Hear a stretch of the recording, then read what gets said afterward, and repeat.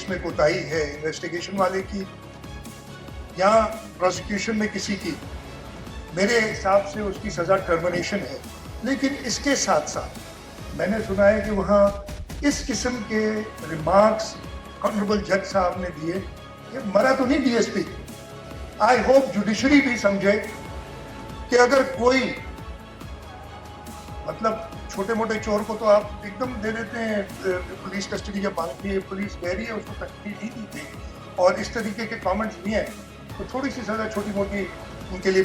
अब ना 31 दिसंबर को इन दोनों के दरमियान झगड़ा होता है, यानी कि मुस्तफा आमिर और अरमगान कुरैशी के बारे में।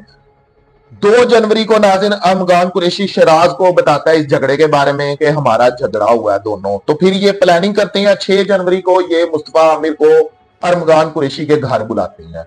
वहां पर इसके ऊपर 3 घंटे लोहे के राड से तशद्दुद किया जाता है। इसके बाद मुस्तफा आमिर की गाड़ी में डालकर इसको बलोचिस्तान के दुरीची इलाके में ले जाकर एक वीरान जगह पर जाकर गाड़ी समेत आग लगा दी जाती है, जिसका इतराफ़े जुर्म शराज कर भी चुका है कि अरमगान कुरैशी ने पेट्रोल छिड़का लाइटर से दूर खड़े होकर आग लगाई। हालांकि कराची में नौजवान पैसा और असला के जोर पर माशरे के लिए कितना बड़ा खतरा बनते जा रहे हैं, यानी कि जिसके पास पैसा है, पावर है, जिस तरह बताया ये भी जा रहा है कि ये जो अरमगान कुरैशी है इसके घर पर हमेशा कई सिक्योरिटी एहलकार जमा रहते थे। तो क्या अस्सलाम वालेकुम दोस्तों, नाज़रीन कराची में 23 साल मुस्तफा आमिर का अगवा और मर्डर केस, इस केस में हैरानकुन और अफसोसनाक तफसीलात सामने आ रही हैं। इस केस ने नाज़रीन ना सिर्फ सोशल मीडिया बल्कि पाकिस्तान के टीवी मीडिया, कराची से पाकिस्तान और दुनिया भर में हंगामा बर्पा कर रखा है। अब नाज़रीन इस केस के साथ कुछ अहम लोग जुड़े हुए हैं, कुछ ऐसी अहम शख्सियात जिनका आज बयान आया और बड़ा दबंग किस्म का बयान आया, और कुछ चीजें। अब नाज़रीन एक गाड़ी जली हुई बरामद होती है बलोचिस्तान के इलाके से, जिसमें एक लाश पाई जाती है जो मुकम्मल जल चुकी होती है।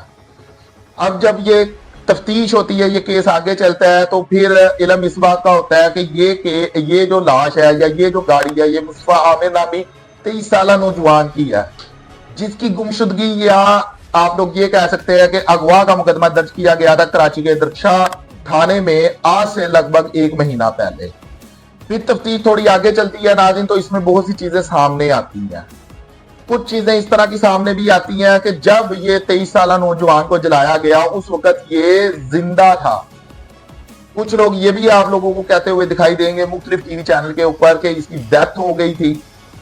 अब नाज़रीन इसमें 2 जो मुल्ज़मान पकड़े गए हैं, अरमगान और शराज, ये बड़े अहम किरदार हैं। इनका बैकग्राउंड क्या है, इनका कारोबार क्या है। इसके अलावा अरमगान के वालिद साहब, जिन्होंने आज अदालत में जबरदस्ती जज के चैम्बर में घुसने की कोशिश की, जब इनको सिक्योरिटी वालों ने रोका तो इन्होंने सिक्योरिटी वालों के साथ बदतमीजी की और उनको धमकियां भी दी, अमरीकी शहरी होने की धमकियां दी, इसके साथ साथ बदतमीजी भी की। इसकी नाज़रीन मैं आप लोगों को ऑडियो भी दिखाऊंगा।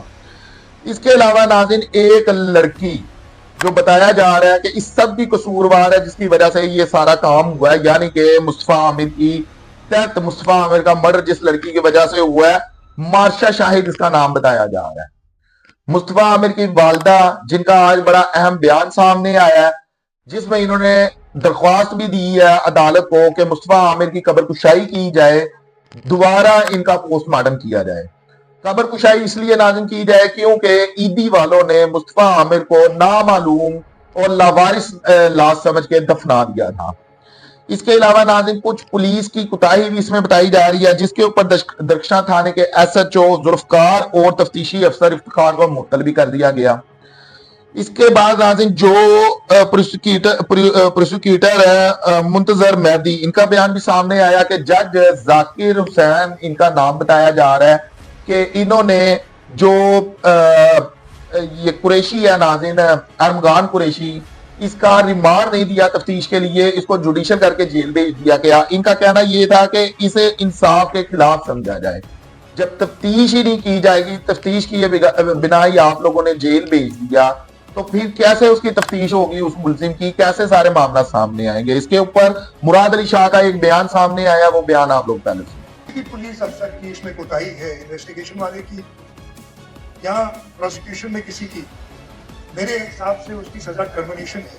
लेकिन इसके साथ साथ मैंने सुना है कि वहाँ इस किस्म के रिमार्क्स ऑनरेबल जज साहब ने दिए, कि मरा तो नहीं डीएसपी। आई होप जुडिशरी भी समझे कि अगर कोई मतलब छोटे मोटे चोर को तो आप एकदम दे देते हैं पुलिस कस्टडी या मांगती है, पुलिस कह रही है उसको कस्टडी नहीं दी गई और इस तरीके के कमेंट्स नहीं है, तो थोड़ी सी सजा छोटी मोटी उनके लिए। अब नाज़रीन कहा यह जा रहा है कि पुलिस ने मरकजी मुल्जिम अरमगान कुरैशी के जिस्मानी रिमांड के लिए सिंध हाईकोर्ट से रुजू भी किया और ये भी कहा जा रहा है कि जो जज साहब है इन्होंने उल्टा पुलिस वालों के खिलाफ मुकदमा दर्ज करने का हुक्म भी दिया है, जिसको पुलिस ने सिंध हाईकोर्ट में चैलेंज भी कर दिया है। इसके अलावा नाज़रीन अब एक यहाँ पर आप लोग देख रहे होंगे, मुकम्मल तफसील देख रहे होंगे, ये शायद 42 न्यूज की तफसील है।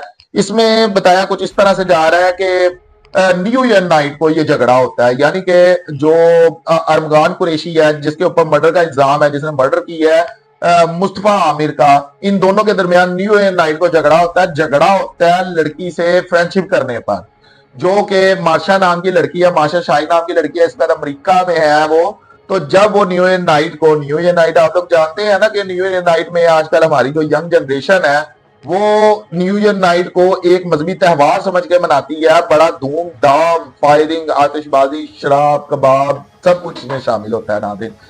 तो कहा यह जा रहा है कि न्यू ईयर नाइट को झगड़ा होता है अरमगान में और जो ये मुस्तफा आमिर जिसका मर्डर हुआ है इन दोनों के दरमियान।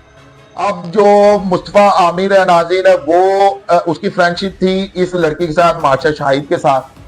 तो होता कुछ इस तरह से है कि ये जो अरमगान कुरैशी लड़का है इसको जेलसी होती है, या फिर ये जो इसमें आप लोग देख भी रहे होंगे, कहा यह जाता है कि ये असद करता है इस लड़की की वजह से नाज़रीन। फिर होता है इस तरह का है कि जो मुस्तफा आमिर है इसको अरमगान कुरैशी के घर बुलाया जाता है, वहां पर 3 घंटे इसके ऊपर तशद्दुद किया जाता है, लोहे के राड से तशद्दुद किया जाता है। जो अरमगान कुरैशी के घर से ब्लड के ट्रेसेस मिले हैं जिसका डीएनए रिपोर्ट आया और वो मैच कर गया मुस्तफा आमिर की वालदा के साथ, यानी कि ये चीज साबित हो गई कि वहां पर तशद्दुद किया गया, वहां पर जो खून पड़ा हुआ मिला कारपेट से, वो खून मुस्तफा आमिर का था।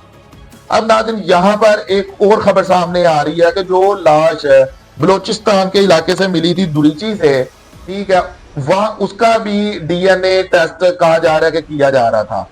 अब ये मैच किया जाएगा मुस्तफा आमिर के साथ कि क्या ये लाश उसी की थी। अब तक तो ये चीज तकरीबन कंफर्म हो चुकी है कि ये लाश उसी की थी, लेकिन मुकदमा चल रहा है, कुछ भी हो सकता है।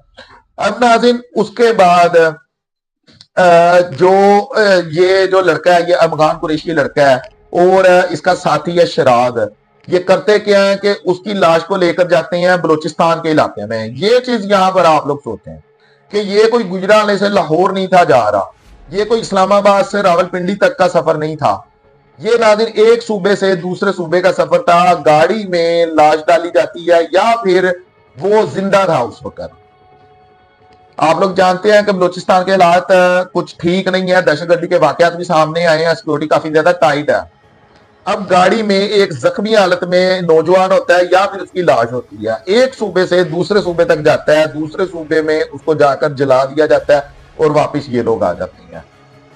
जिस तरह कहा यह जा रहा है नाज़रीन, जब हब चौकी को इस चीज का इल्म होता है वो जाते हैं, मुकदमा दर्ज करते हैं, वो फिर नामालूम या लवारिस लाश को समझ लेते हैं, उनको नहीं इल्म हो सकता ये किसकी लाश है।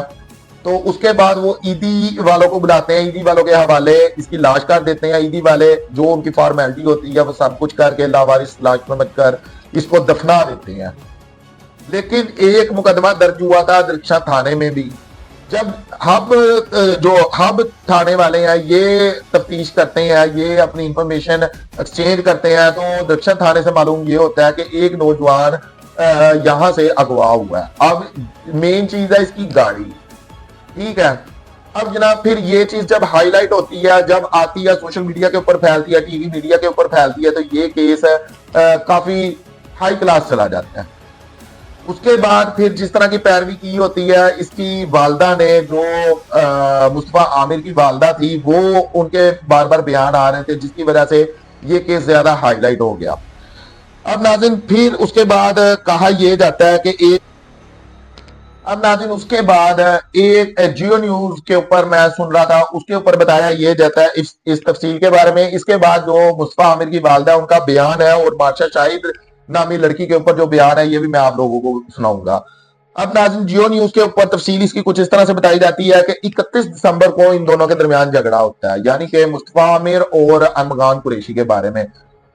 2 जनवरी को नाज़रीन अरमगान कुरैशी शराज को बताता है इस झगड़े के बारे में कि हमारा झगड़ा हुआ है दोनों। तो फिर ये प्लानिंग करते हैं, 6 जनवरी को ये मुस्तफा आमिर को अरमगान कुरैशी के घर बुलाते हैं। वहां पर इसके ऊपर 3 घंटे लोहे के राड से तशद्दुद किया जाता है। इसके बाद मुस्तफा आमिर की गाड़ी में डालकर इसको बलोचिस्तान के दुरीची इलाके में ले जाकर एक वीरान जगह पर जाकर गाड़ी समेत आग लगा दी जाती है, जिसका इतराफ जुर्म शराज कर भी चुका है कि अरमगान कुरैशी ने पेट्रोल छिड़का लाइटर से दूर खड़े होकर आग लगाई। अब नाज़रीन इस सारे मामलात में जो बार बार एक जिक्र आ रहा है वो एक लड़की का जिक्र है। लेकिन इससे पहले मैं चाहूंगा आप लोग अरमगान कुरैशी के वालिद का बयान सुने, या उनका जो झगड़ा आज उन्होंने किया अदालत में, जबरदस्ती जज के चैम्बर में घुसने की कोशिश की, जब सिक्योरिटी एहलकारों ने उन्हें रोका तो वो किस तरह की धमकियां देते रहे और उनसे किस तरह की बदतमीजी की।